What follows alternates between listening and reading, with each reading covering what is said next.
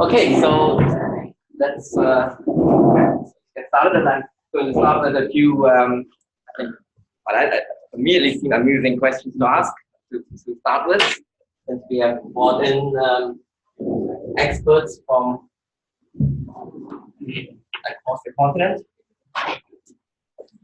And since we also have quite a number of CHIME and other experimentalists here in the room.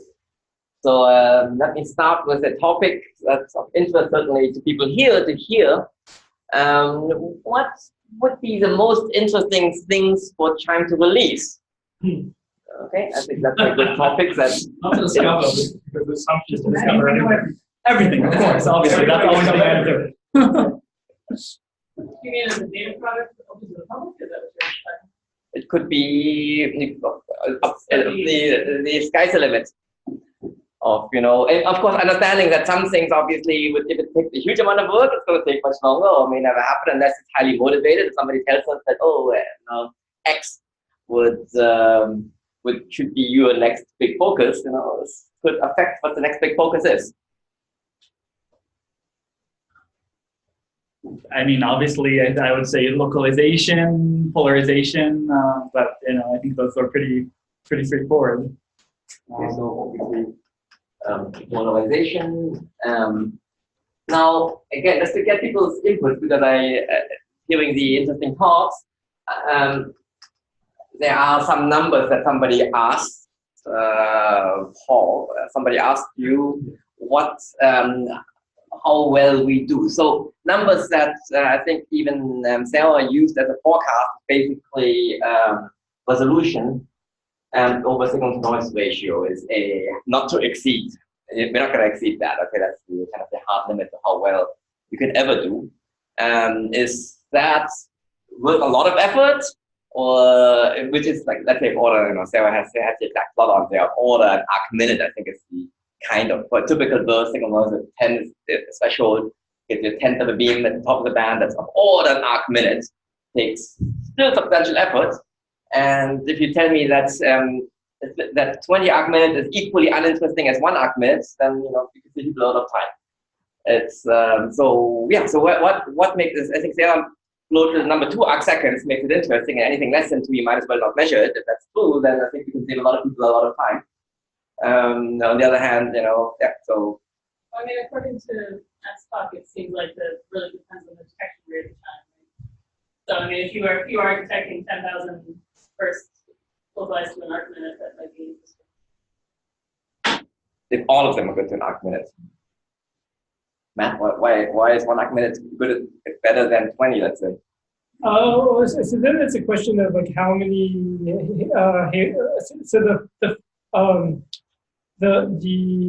an arc minute will get you kind of a halo out to maybe reach a 0.3 for like a Milky Way mass galaxy. And so you can then start stacking. If you gave me half an arc minute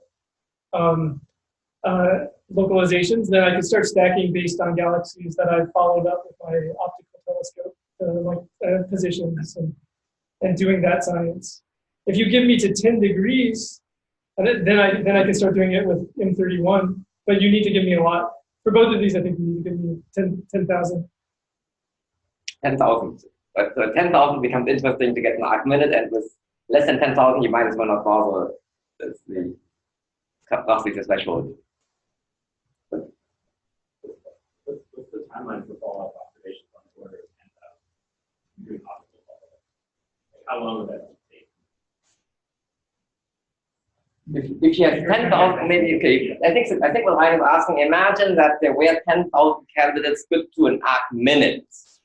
Would anybody bother following up? I feel like you would have to have it overlapped. You take the cross-section overlap with SDSS or WISE or whoever has photometric redshifts and galaxies. Yeah. But there's an arc minute here. There's almost something. Isn't there always something? Oh, I mean, that's not been my expertise. But you're not looking for the galaxy that it's associated with. You're stacking based on. No, for your technique. Yeah. It's but then you say we need 10,000 for this to be interesting. Yeah. I think you were thinking if you don't want to identify the host, well, there's some stuff. Oh yeah, for that, but you don't need 10,000 identified hosts. Or you could. I mean, I think just a couple. 50 or more identified hosts will get you a pretty solid start on a lot of questions. But it's not going to be an arc nerve. It will have to be this probably sub-arc second, if not sub-arc. And of course, it's Ben raised the localization. So I think we're hearing that an arc minute only gains a little bit over, say, 20 arc minutes or 10 arc minutes, whatever the default position would be with just as using as a single beam detector. So you've heard the expert speak. Yes. Oh, I was going to say for localization, I mean, one of the best things you could do is get good outriggers that have a lot of tracking area and a broad field coverage of the chime beam. Because you have Algonquin, which covers, I think somebody said 20, 30 beams, but it's a very small fraction of the full coverage. If you had a couple of those looking at the full chime region, that would be better. That makes sense. It depends what the goal is. If you want to get 10,000, that's where you go. Yeah. Or maybe another way to put it, how many? Yeah, just another way. The question I'm wondering, and it's very much in the same thing. China is coming online. We're starting to categorize what we're going to do to improve that.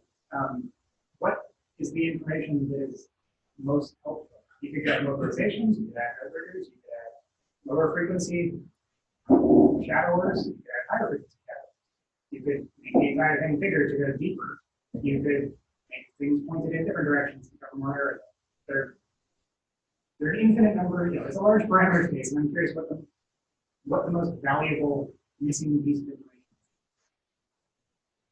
information. And I'm sure it's different for different cases. It's not a missing piece, but a very important thing is that the burst happens. So releasing, a prompt announcement of the real-time trigger to the community, so that follow-up can be done rapidly. So multi-patient.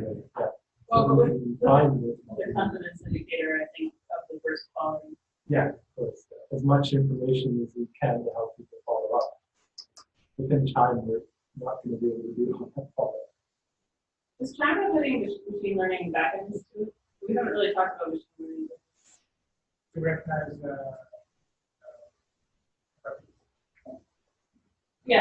to recognize FRBs, but also to reject anomalous signals like RFI state signals, or even to divide between a thermal candidate, because you guys will have a pretty large Gaussian noise rate. explored, but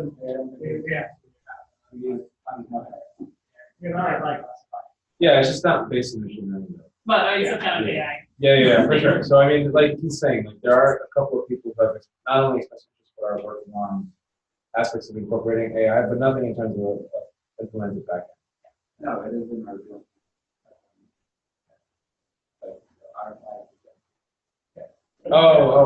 Yeah, sure. I guess the reason I'm thinking about classifiers or machine learning based on what we do real fast. A classifier will help you get the quality statement on each candidate. And not just based on signal to noise, because signal to noise lies about many things. It doesn't tell you anything. Parsons and looking at signal to noise that are published within the article.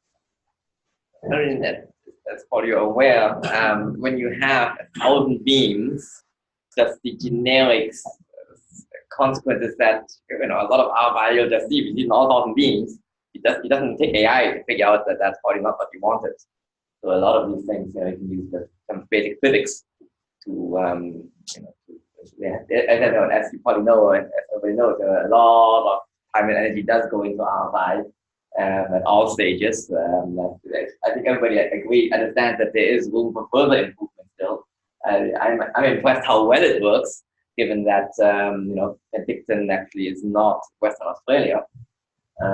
So I'm quite impressed that the false positive rate is manageable. That actually people can actually manage thanks to a lot of work from a lot of people. And of course, one can keep improving, and people are continuously tweaking this. Let me just go back to the the previous thing mentioned by Ben, which was polarization. So no, obviously, I think you're going to tell me that we need to study the rotation measure of 10 to the 6. How is it you're going to say, or maybe higher even? Is that you have an upper limit of how when does it stop being interesting? Like you put 10 to 9. As high as you can go. So I mean, Brian told me a couple of days ago that you seem to have. I mean, when you guys will be saving baseband and getting polarization, that there may not be an upper limit on the rotation measure that you can find. Yeah, so maybe Brian or Daniel want to talk about that? Yeah, like just about like is there a practical upper limit to what the RM we can measure? Yeah. So I guess like there's you know the traditional way of getting the RM.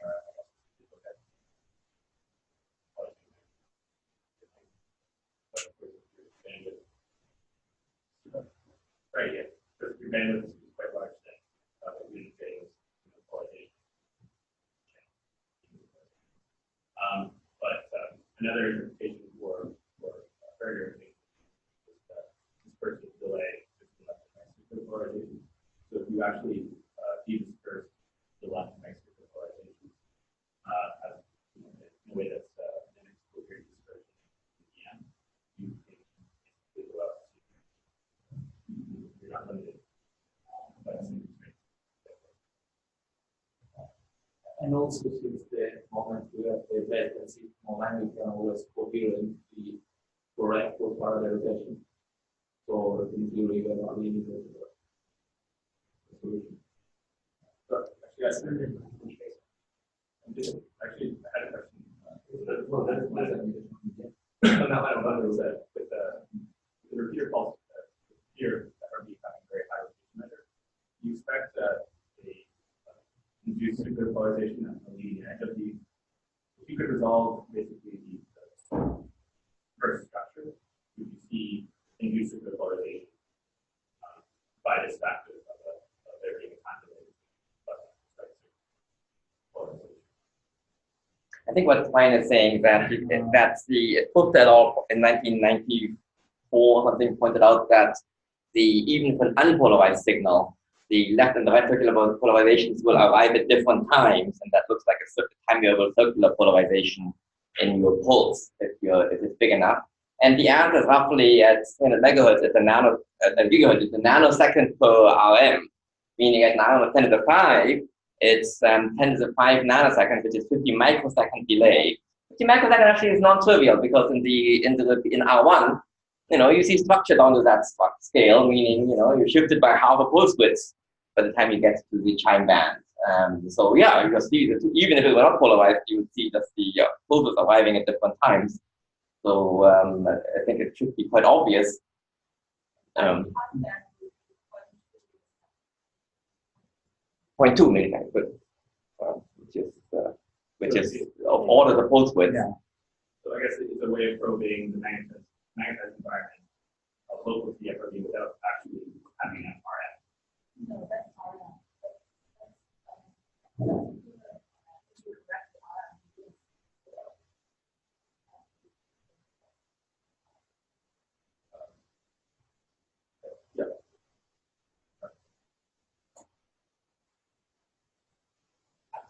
But so the good news is that yes, one can and should, you're telling us, go to infinite. I think from my perspective, right, we only have a handle on one good handle on rotation measure, and then a couple more, and a few more that have been debated. So I think if we have, if we want to do sort of a population study, just having a population of RMs, I think would be quite telling for them all, how our RM is distributed.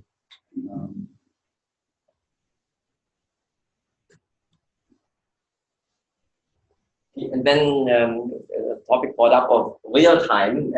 Maybe it would be an interesting discussion to have how real time is how interesting. Next year, next month, next minute. I think those are the last time scale people have discussed. I think realistically, obviously at some point, time does publish, hopefully, and publication takes time.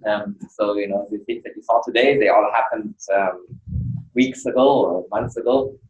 Sooner is better.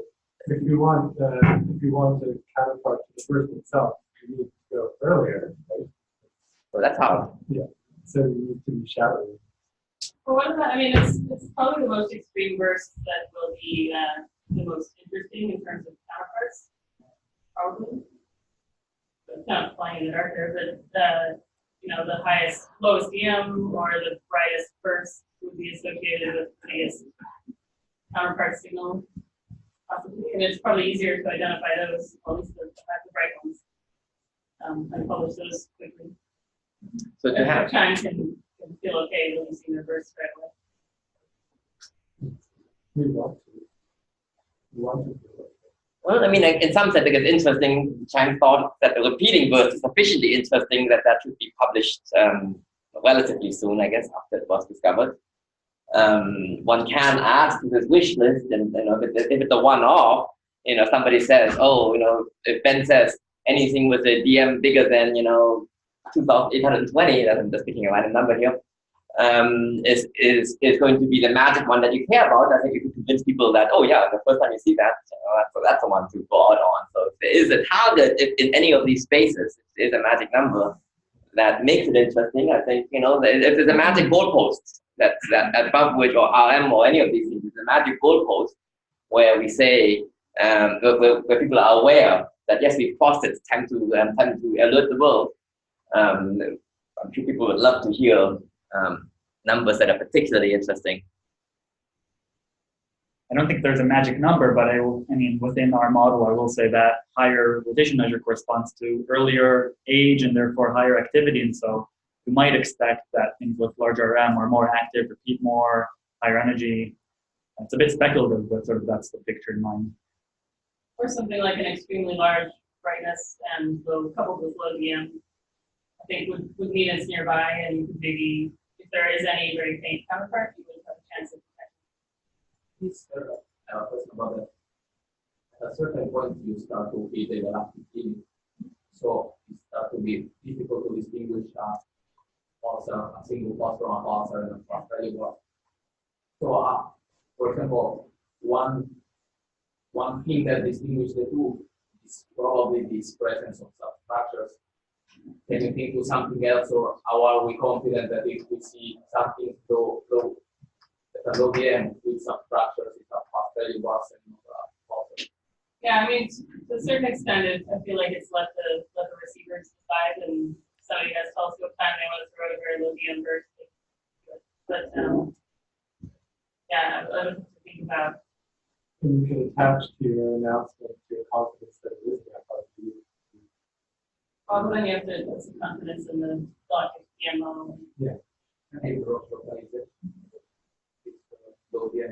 Yeah, so anything there's a very nearby galaxy in the Earth, of course, we've done 31, that's right there. Yeah. Okay, let's push this to the extreme limit, just what Leon just mentioned. Low DM and white, of course, those are good. You're nearby. White is a good thing to be nearby, and low DM, nearby, you got the best chance of having a follow-up. In dwarf galaxy, in local group, it's much easier to follow up than dwarf galaxy at 0.2. I think that's kind of obvious. So there are things that, just as an example, I don't think this is meant to be a secret, is that one of the annoying things is that the crab, goes off anywhere on the sky and can be detected anywhere on the sky, even when it's not going over your beam. So you are sensitive to the whole sky for quite enough bursts. Okay, so that's in some sense a good thing. Just to have a caveat on this, of course, so an event, so this is to pursue what kind of things we should be looking for. And I think at a Megajansky, we follow, and these things in M30 or wherever you think they're distributed, the closest ones could be the brightest ones.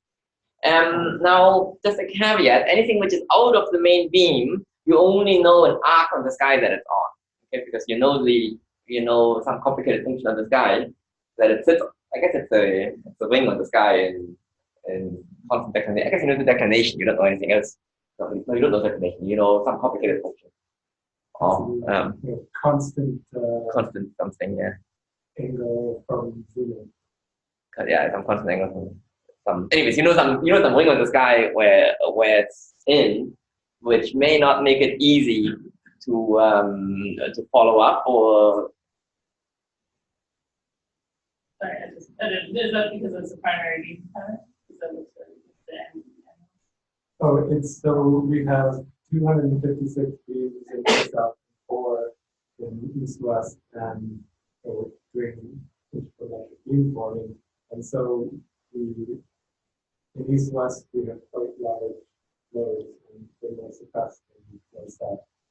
But I mean, if you have a mega Jansky, you could also detect it in the north-south too. Less likely. Our form beams go far enough south. There's not much else. No space left. You can't be in a side road on south. Close. Yeah.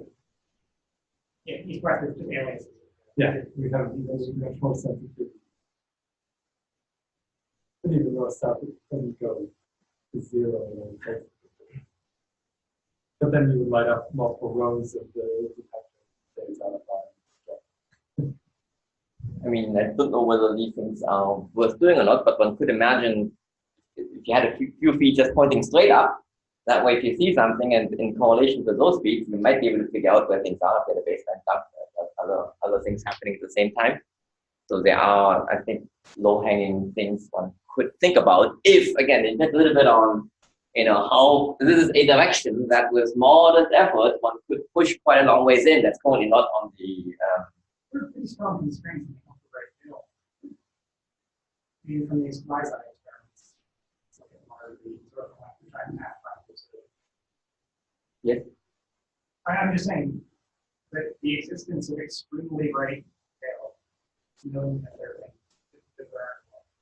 No, but they're not a lot. But I think the simple number is if it's included by the are Euclidean and even closer to probably quite as Euclidean, just because we live in an over density in the universe. At some point, you actually win over Euclidean to get close enough. And just going by Euclidean, this says that for every 1,000 faint ones, right, then the brightest one will be minus 1.5 will be 2/3 of that is 100. Would be a 10,000 times brighter. Meaning you can see anyone in the sky. Right, so the brightest one in a year, and plus you cover more sky with that too, right? So not only, I suspect that it's the brightest one in a year, you will just see no matter where it is in your beam just from the numbers that one projects, because your sky coverage goes up suddenly quite luminosity. So yeah, I think it's, even though it's rare, but in a year you get some very quite rare ones, and maybe we should start comparing for that event, for the brightest event of the year. And the question is, how much do you win over a ring that's a degree wide that you don't know where it's on, versus you can probably do a little bit, you can probably get it to a square degree if one thought this was interesting enough. By having two dipoles point up to the sky 100 meters away, 100 meters away. on the side of the chromatic response to the means, you should be able to localize it pretty well. That would be an interesting exercise. It's easy to train on the craft because we really do see counter cycles that whether we can actually. The hard thing about saying that you have something achromatic that you detect, but FRB is already kind of with that. Yeah, 1500 megahertz. They're broad enough. The programming effect should be. Okay. So I think this is an interesting starting point. That I think this is the wrong venue to have a highly technical discussion, but I think that's a very helpful, direction for us to be thinking about the bright end, and where games somewhat changes, and what one, for example, if one to characterize our side lobe beams, that's something one could be done. That yes, there can be more that can be done. I'm not sure anybody's thinking about it. So these are all directions that, depending on how interesting we think it is, okay, that motivates how much people think about it. I think I've thrown a lot of child-like questions at our experts. Why don't we let the experts come up with questions you'd love to hear answered or discussed? Or... I guess we've heard a lot about the magnetar model, but I was Ben listed like a few that were not ruled out by the repeater, and I guess I was interested in hearing like what are other models that a follow up on those models, and maybe other models people are thinking may be possible. At a high risk to orderly this debate, there are at least 4 authors of 4 different models in this room. That why don't we invite them up and hear Chris and Martin and who else had a model? People with more models that you were asking about First, why can't I sit here? I'll speak about non-magnetar, and I think yes, these people definitely have a non-magnetar model, and I'm happy to. I have more models than I am. I have people.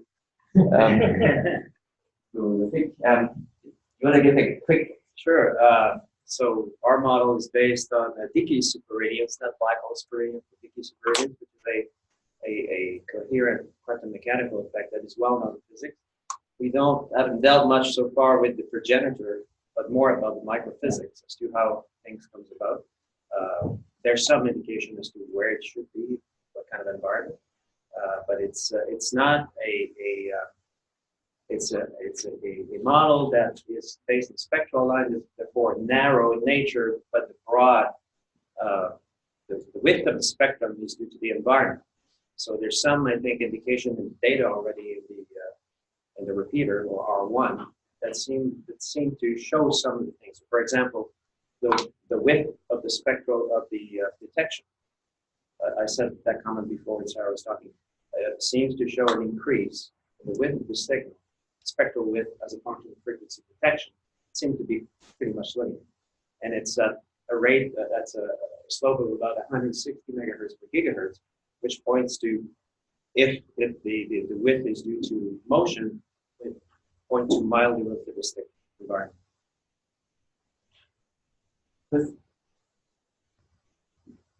Where to start? Well, I guess one should say at the outset that what has been lacking from all astrophysical scenarios is a real ad initio emission calculation, and that's not necessarily an insult to theorists because that's lacking for pulsar radio emission as well. But Lorimer told me to my face that he was motivated by to look for radio bursts and required some positive effort. By a very simple theoretical consideration, which goes back 40 years, like exploding black holes, will very robustly produce radio transients. And the mechanism by which they produce radio transients is a simple linear electrodynamic process that does not depend in any way on assumptions about particle clumping or coherence. It doesn't have to do with the fact that a mini black hole that explodes sends off a relativistic shell of charged particles which behaves like a conducting shell, but moving at very high Lorentz factor, up to 1 million. And in the frame of that shell, an ambient magnetic field is seen as an inward propagating electromagnetic wave, bounces off the conducting shell, and out comes a gigahertz pulse. Now, this doesn't work for a couple of reasons. First, it doesn't produce enough energy. The 10 to 15, gram black hole exploding, that's not nearly enough energy. And it's very hard to see how you get repetitions up. Nonetheless, there's a lesson here, but it really points in the direction of non-astrophysical processes that really do involve substantially new physics, which is that you have a small scale energy release, less than the radio wavelength, then put it pretty much anywhere you want in a galaxy, you will get a radio pulse. So that's something one can anchor to as a theorist. And so my own work has been partly to ask, well, is there any physically self-consistent way of producing that type of event? And yes, there is. And the existing, object was thought of, not 40 years ago, 30 years ago. And basically, the idea is that superconducting processes in the early universe produce magnets with a mass essentially that's entirely electromagnetic in origin. And so the new part of my work was done is to look at the interactions. And in a nutshell, if you want to get the energy right and you want to get the rate right, you get two things coming out for free out of this consideration. First, you get a microphysical energy scale, you get a grand unified energy scale associated with the objects. Second, they turn out to be about a millimeter inside. And that's in the sweet spot where if you release energy, it spreads as it eventually, the energy pulse slows down. And you were guaranteed to produce emission over a range of wavelengths. And in contrast with the black holes, you have two additional linear electromagnetic processes, one of which plausibly does produce discrete frequency structures, designed by the corrugation of this pulse. And that is very plausibly produced by interaction with the surrounding magnetic field. Then that will produce a standing electromagnetic wave outside the pulse, and that is what in fact the observer sees. And that standing electromagnetic wave is associated with discrete spatial structure in the pulse. So, and then finally, how do you produce repetitions? Well, there's dissipation associated with these objects. And the WIMP dark matter people, long considered, this is not novel to this particular scenario, have long considered the possibility that dark matter would accumulate in black nuclei as a result of gradual growth of a black hole in black nuclei. And they have to sort of twist and turn a bit in order to get a strong enough density cluster in the dark matter to get an interesting annihilation of gamma rays. But here you have some additional dissipation, and it turns out that the dark matter near the black hole will be accreted close to the black hole adiabatically, very, very slowly, so that it forms a dynamically cold ring, and then you get annihilations right near the black hole. I know this is starting to sound science fiction, but that part of it, in fact, you can pin down to this particular source, 121102. If the source is a black hole, it has to have grown adiabatically in that small galaxy. Right? There's no way it can form by a sequence of mergers being kicked out. So there I will leave you that potentially repeating FRBs are a probe of how black holes form, as well as the nature of dark matter. I mean, sorry for going on, but to make it sound. Do you have a specific expectation that current or future data sets might help to test? Well, it was a prediction of this model in print that there would be a large rotation there. And the small scale energy release is very small scale near the black hole. So in this process of boosting the anti-magnetic field, you get strong linear polarization. And finally, your energy release is on a relatively small scale. So you expect to have relatively strong high frequency emission. So, it's not looking like it's being rapidly ruled out. What would rule it out? Is there? Yeah, I think it'd be hard to get a repetitions and have a low rotation, positive measurement of the not, of course it's all positive depolarization, but you actually have a finite measurement of the rotation measure and it's repeating. That's tough. Or alternatively, you have a low rotation measure and then later the source repeats. That's tough. This model, I missed. Ben, do you know this model? This model is that's not spoken up. Sorry, which other model? What other models have been missed? Oh, other models have been missed. So there's the combed pulsar model, the Xanth model. It's basically a pulsar, which is which is magnetosphere is being coned by some wind. That can be, a nearby AGN or a supernova that went off nearby. I think the model he's envisioning now is sort of an AGN scenario in order to explain the large rotation measure. And I think in that picture, you'd expect the rotation measure to sort of gurgle about, not just decrease secularly. And you'd also expect that the persistent source is maybe sort of an AGN-like activity instead of a nebula. So again, expect something that just gurgles around and not necessarily decreases secularly. Yeah, and I mean, I've heard Stroll Finney talk about AGN type models, but I don't remember that he's published anything directly. I guess there have been a number of AGN related things that we seem qualitatively, and it's a common thing that you basically what you want is you want coherent radiation to go out and sweep your beam across the line of sight once in a while. I think that's the general theme of all of these schemes. And therefore, it's always beaming in some direction. And I'm not sure those models are predictive enough to say that the not repeat, or I'm not sure those models are easily predicted. Yeah, I mean, from my perspective, they're a bit qualitative at this point. So yeah, I think that we need to work harder.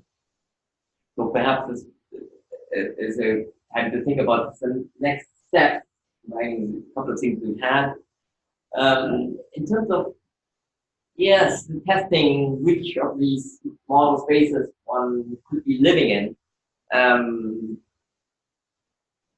I'd love to Ben, what do you think it should be the next observation, the direction that would give answers?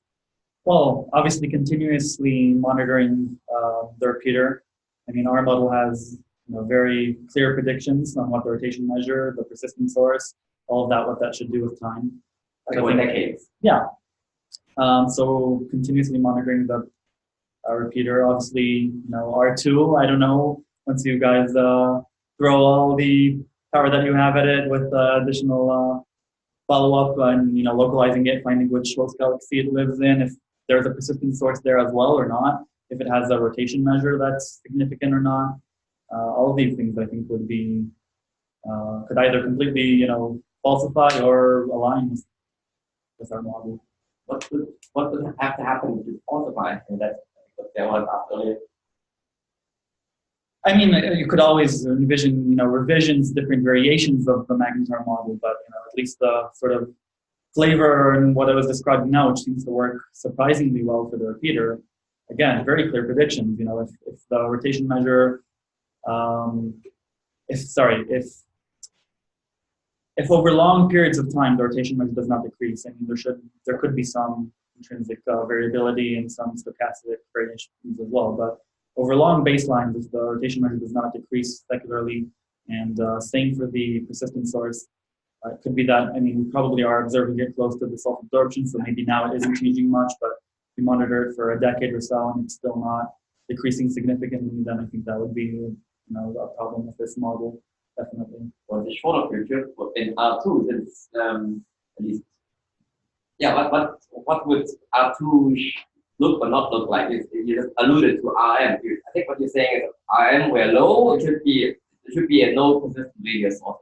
So yeah, basically, if RM is low, there should, there may not be a detectable persistent radio source. If the RM is high, you'd expect a luminous radio source. Of course, that also depends on the redshift or how far it is. But the intrinsic luminosity of the persistent source should be higher with higher RM, and again, that's very predictive. But is it really necessary to have a higher RM in magnetosm? I mean, one can construct a sensible model where magnetosm is being ejected. True. I think it's actually easier to construct a model where you don't have a higher M. I think the troubling thing would be why, would one source be intrinsically very different than the other? If you have one model that works for 121102, why have a different model for certainly curious wants to stay there.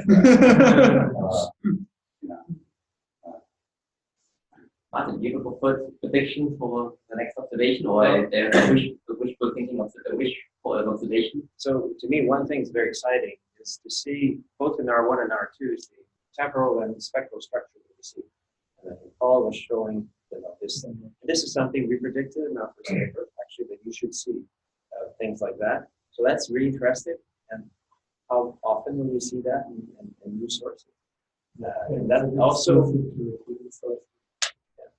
so that to me is very, and it presents a test as well as to where do you see it and what frequency band, and what are the shifts in frequency. These are things that can be tested, certainly our model. That's more also predicted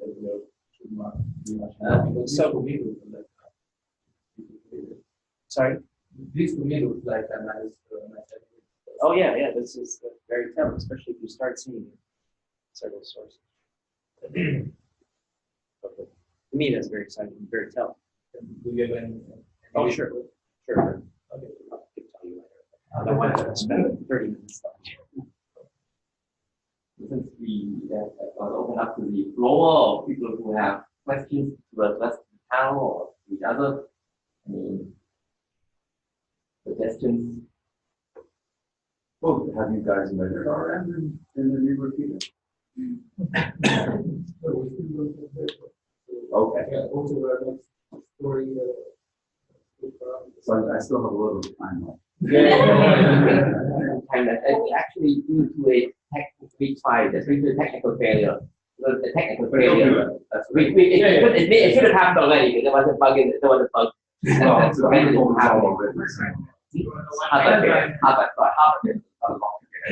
we had been slightly luckier, we would have happened today. Well, one of the broader degrees of freedom, though, that might be worth bringing up here is why should these things stop at 10 gigahertz, right? Why not look at the CFD experiments? And there's an issue about thermal noise, of course, as the frequency rises. And so you might want to stay below 100 gigahertz. There's all that Planck data there. Well, what's the limit on the upper frequency in the theta 1? Well, I think we've seen it close to the top of the 8 gigahertz. But then how do you know that it's not active above? No, we have no idea. There's no complaint about. I mean, it could be equally wide. It could be equally wide. As far as I know, no observation. At least There was a try at 15 gigahertz, right? So how long did it 15 take? gigahertz, I think, at the GBT, and they didn't find anything. We wrote a proposal, Frank was part of the proposal to do 22 gigahertz line redshifted, and we were ranked in the bottom quarter. We'll try again. The trouble with the repeater is for R1, well, probably maybe R2 as well. Shouldn't say probably. Is that you can look for a long time and see nothing, and later you look again and see doesn't help. You gotta get lucky, spend enough time to. I think so. Anywhere people have spent enough time, significant time, it's easy. Probably. Do you know what that time scale is? That's it. The time to observation that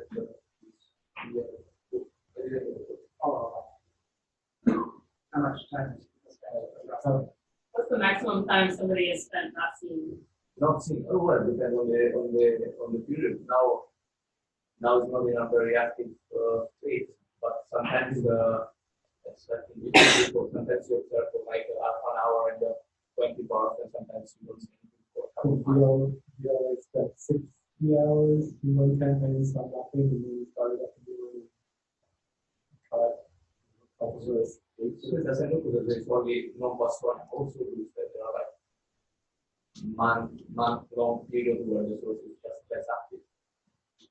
So our high frequency detections in at least some of them were caught because we triggered high frequency observation off of detection drawback. So basically, Whenever the source is active. whenever you see the high frequencies, you've also seen the lower frequencies. Not at the same time, but like with a couple of day delay, we were able to schedule observation.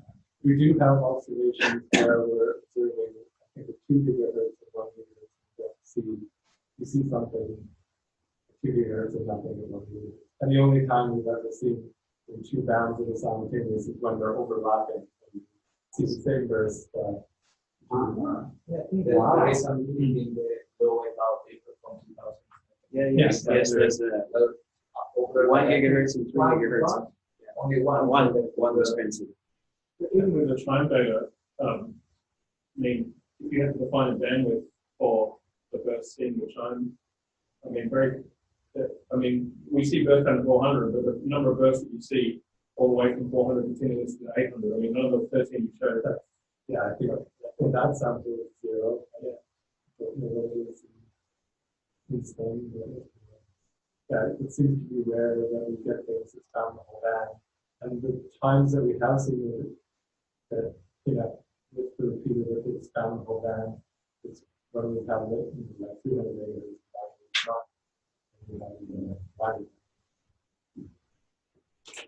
I don't know if anybody's ever gone through the exercise of what you expect, and there's obviously beams on different sides at lower frequency, so there are some selection effects to see at the bottom. Any scattered burst, you go out of time seeing it lower. I mean, there are various selection things that even if, I'm not sure that that's a strong statement we can make at this instant about is that intrinsic to the object. So it's work in progress, obviously, trying to understand what happens. There may be it's. But in these simultaneous observations, where you said you only ever saw the two bands when they were overlapping. Yeah. So what is the sort of fractional bandwidth across the whole thing you ever saw? And the fractional bandwidth of the burst. yeah. I'm just wondering if the band was 90% empty or. Well, so I think the width of the burst is probably about 100 megahertz. And then This was a few gigahertz. That's 95%.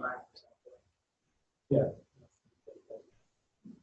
Well, the high frequency observations done at GBT were 4 to 8 gigahertz, so 4 gigahertz of bandwidth. And the burst they were seeing were About a gigahertz. We did that exercise. empty band. We looked at actually all of Daniela's paper and a few of the Gajar data as well. 2 gigahertz, 3 gigahertz to 1 gigahertz data. You see it. So it was about 100 gigahertz of the low band. So, but at the 8 gigahertz, close to 8 gigahertz, it was more like a gigahertz. It's probably also important to say that, at least in the JGAR paper, you're biased towards finding broader things. You were searching something the whole band and searching. There was another study done by the Hercules guys, and they found more bursts in that data set because they searched for Machine learning. machine learning. They were looking for the shapes. And I don't remember if those bursts, did they span less bandwidth? The SNR was pretty low, if I remember looking at the papers. It's kind of hard to tell. Yeah. So I wonder if the 1 gigahertz bandwidth was a bias in the detection, or if it was if the larger samples, that's sometimes up. So far we've heard wish lists for going to high frequency. I think it's a natural place that's high, meaning above 10 gigahertz. I guess that we know go a little. We know even that it repeat that it has flux mode that it does not. That's why it's small. Sorry. So for the repeater, we do not we just don't know. It may continue going being right above 10, or we just don't know. That's the short. Yeah. Status.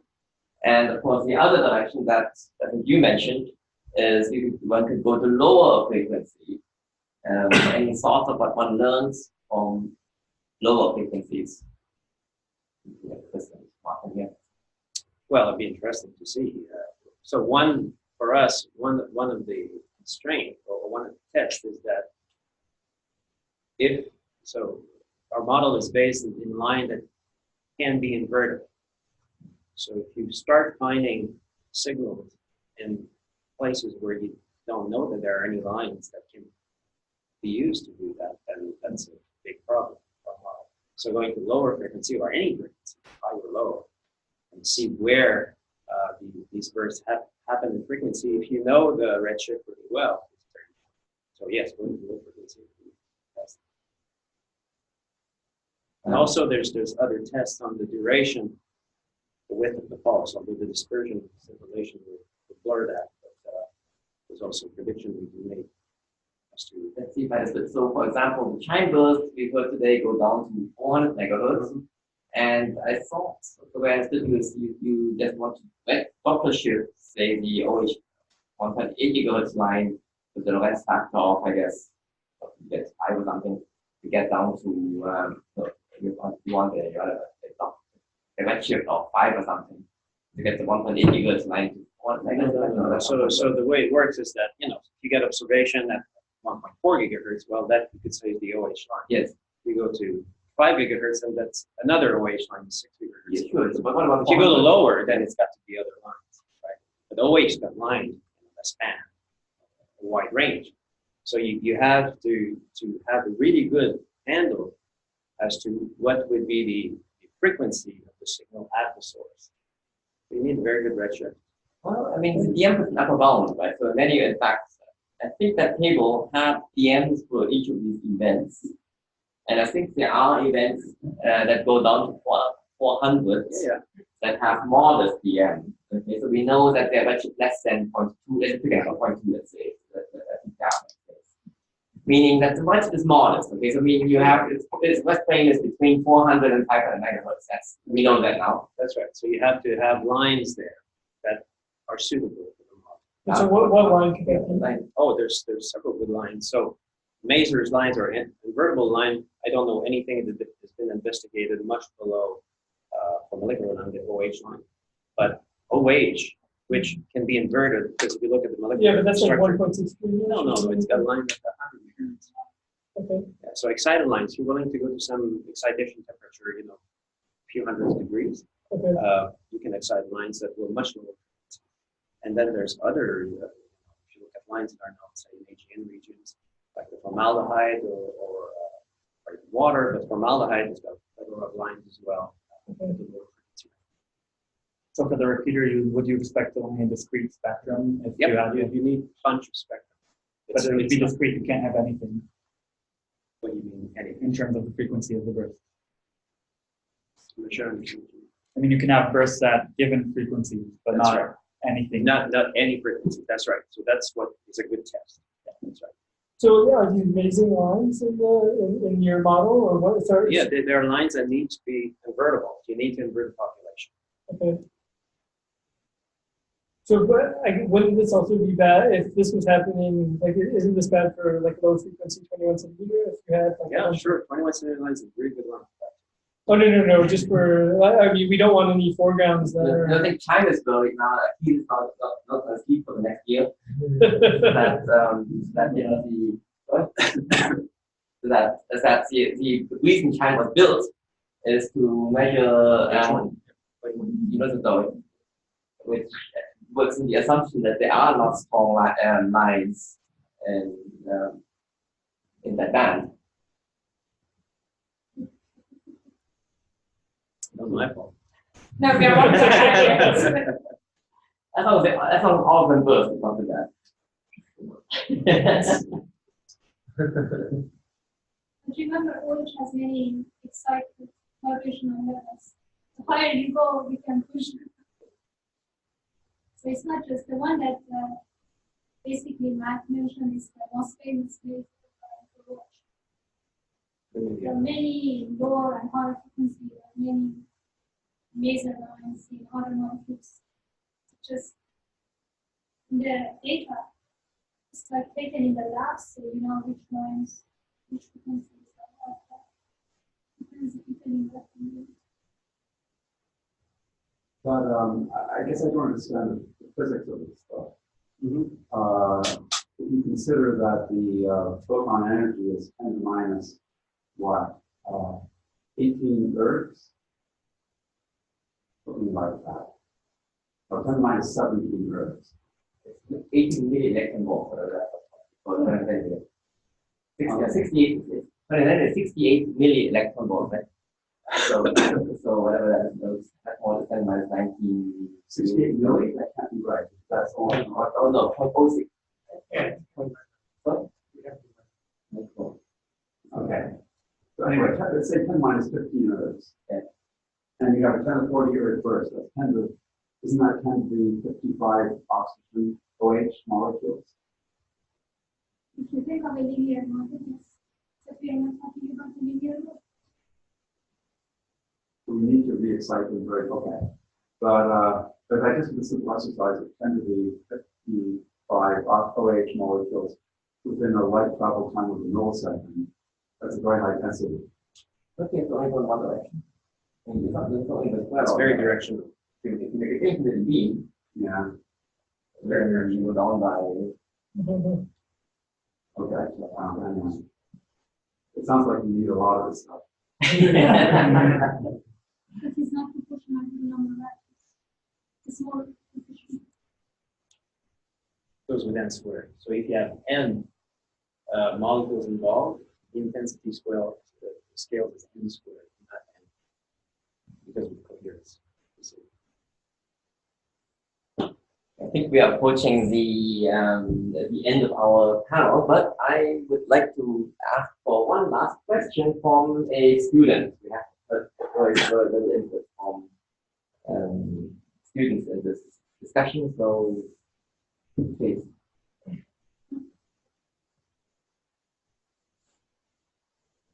Can you consider me a student?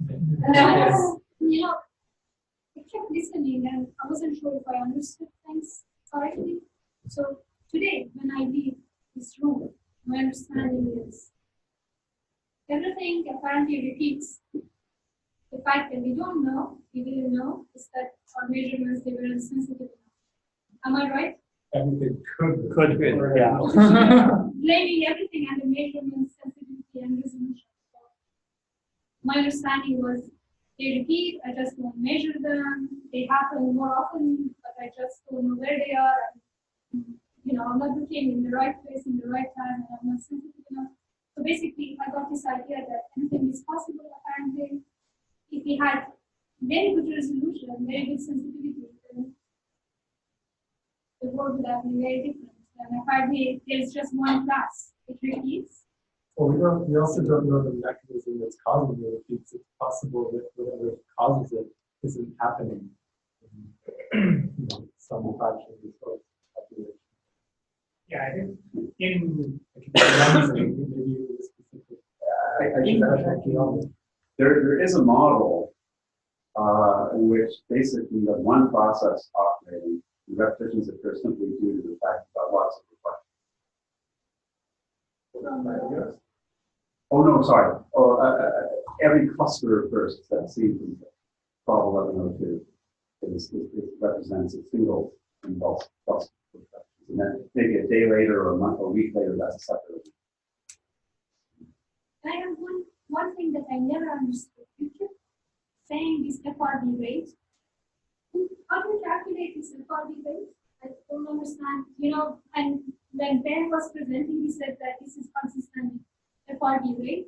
And I was wondering, like, how do they calculate exactly FRB rate? Because if they don't know how many is out there, and they're, you know, I used to go and give talks and say, if you take one FRB every 10 seconds, and I thought, like, who calculated this? I'm happy to address that one, since I in my article I did debate this point, which is, so what's quoted is a rate above some fluent on Earth. Okay, telescope some size, you know how much sky you search.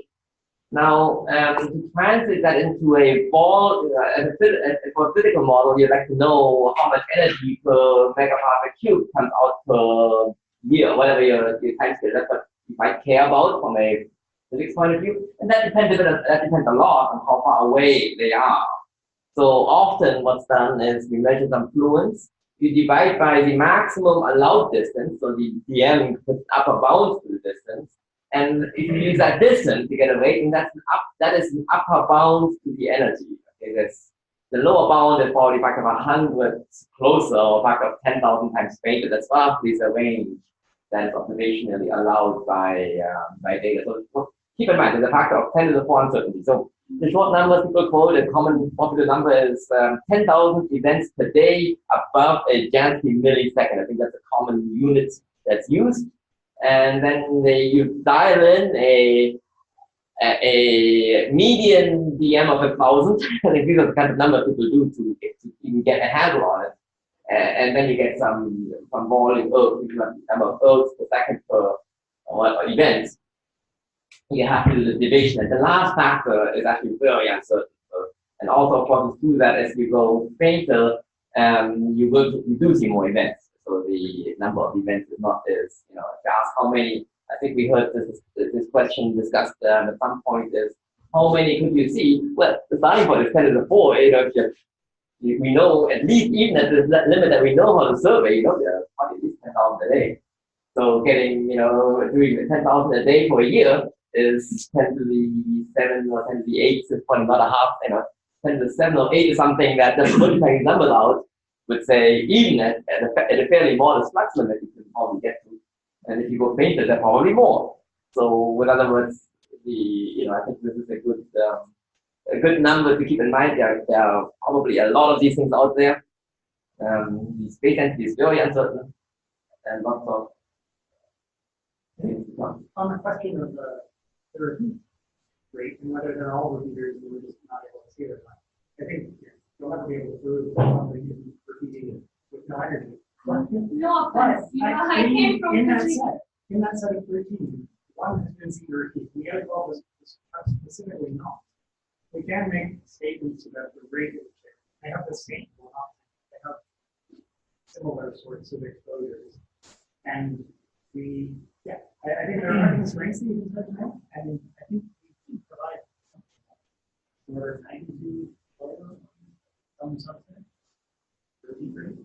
But as soon as somebody's going to start being very tight, it's going to integrate over. Yeah, it's not going to because you can't start invoking that that one was an adversity state and the others weren't.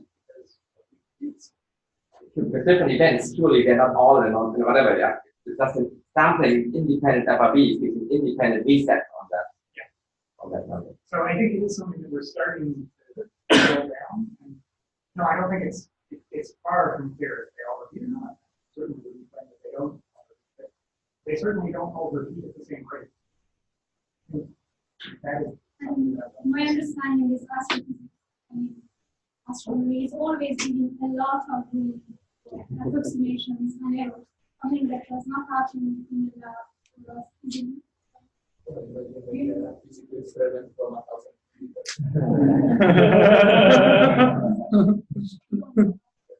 Well, I think specifically though, a quantity like array, it's useful for experiments like Python that worry about mergers. I think that's one of many quantities that people really want to pin down and then try to associate that. So, again, observationally, I think a lot of us here on the time team can really speak to when we first discovered R2. I think we briefly talked about how it sat there unnoticed and then really was like, hey, look at this, right? But there was some internal debate about, we see these really, for example, specifically, and I encourage others on the team to speak up too. We were measuring slightly different dispersion measures for each of those. And we were really worried. We were trying to understand what was going on.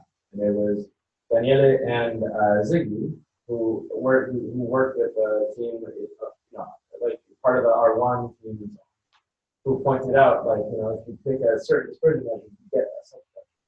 So all of the skeptics, the internal skeptics, were like, oh, okay. So it's one of those things where, I don't know, I guess naively based on R1, when we localize R2 and examine it properly, we naively, I guess, expect everything to follow similarly to that of R1. Scale down to assuming that the hosts are the same and all that kind of stuff. If it turns out that it's completely wonky and RM increases, or something different, then I just think that now that we know they can repeat, you shouldn't base everything based on one repeater. Other sources and do a lot of follow-up and then instead of focusing on, because this is just part of the picture.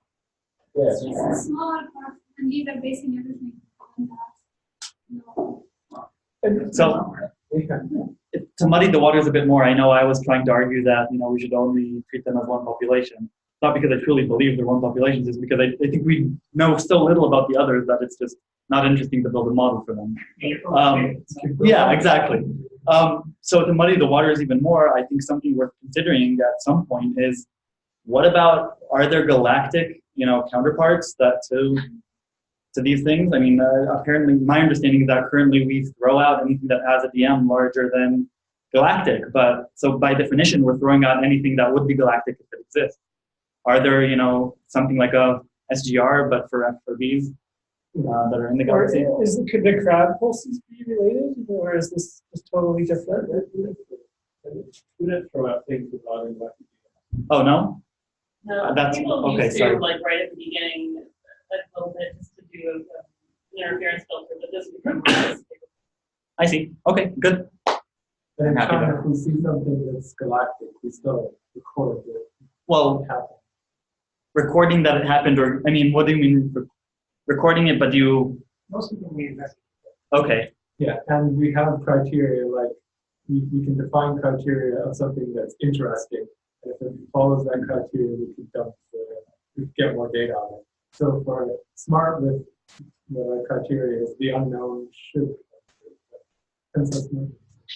Okay, People are excellent. interested in rats and intermittent pulsars in the galaxy too, so that people are studying this. If we think they're a rat and we put it there, then it ends up being strange. Then There's no way to tell the difference. For the rest of the periods, there's no way to tell the difference between a rat and like a lightning and other. yeah, it would be the energy scale. I mean, it's something that now is going to be up there. Not if the issue like it was the tail or long distribution.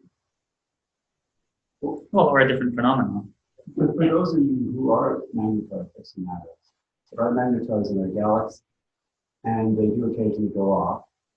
And one question that's been hanging over the magnetar connection is why, for example, with 1806-20, he's so much less efficient at producing radio bursts than the presumably younger magnetar that may be associated with 121102, right? We have these like 9 orders of magnitude less. So, all sky survey in the radio, and we continue to monitor these things in the X-rays and gamma rays.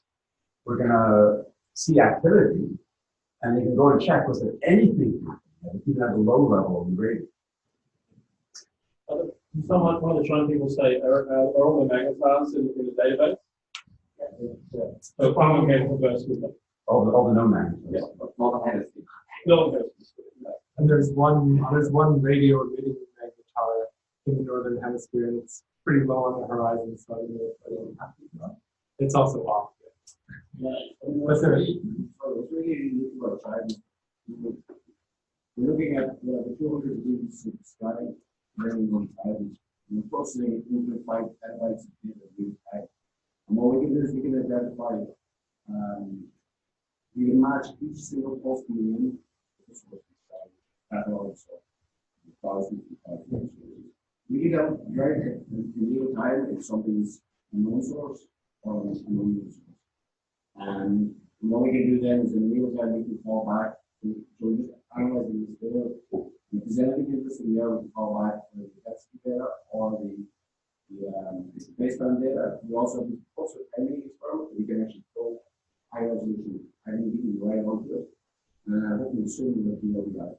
So we're searching this say 200 degrees in the sky at one time, every day, day after day after day. So you guys are going to get wonderful statistics of giant pulses. Yes. There's so much science. Yeah. So you're going to clean up on the giant That pulses. we just can't even look at right now. Currently, we're going after the low hanging fruit. Well, if you see if anything to do with neutron stars, darn it, there should be something going on, even at a lower level in galactic neutron stars. Yes, I think our schedule asks us to move on and have a more exciting venue for further discussions. Everyone invited to join the after party. I think Sir Senator Barron is expecting us to be there at 6, but he told me to leave here at 2. Oh, we can leave at 5:30. Over there, how long are we supposed to discuss? What is the schedule? I mean, I guess I'm just out of touch. What is the schedule? No, that's it. This is the end. This is the last item. You're supposed to have some questions. Yeah, closing words. Well, obviously, I want to thank all our speakers for coming to join us, and let's thank you.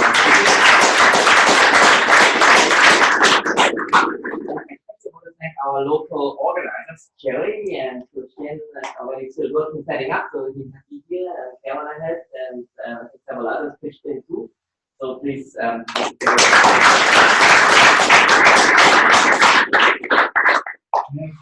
I make a quote from first? Yeah. Bliss it was in that dawn to be alive. That was read in reference to the French Revolution. Can I also thank all the Chime people, mainly from McGill, I guess, but everyone who came along. You've obviously made this today much more fun, so we really appreciate you spending the last few days here and helping, well, leading this project and making it such a success. So thanks all for coming down.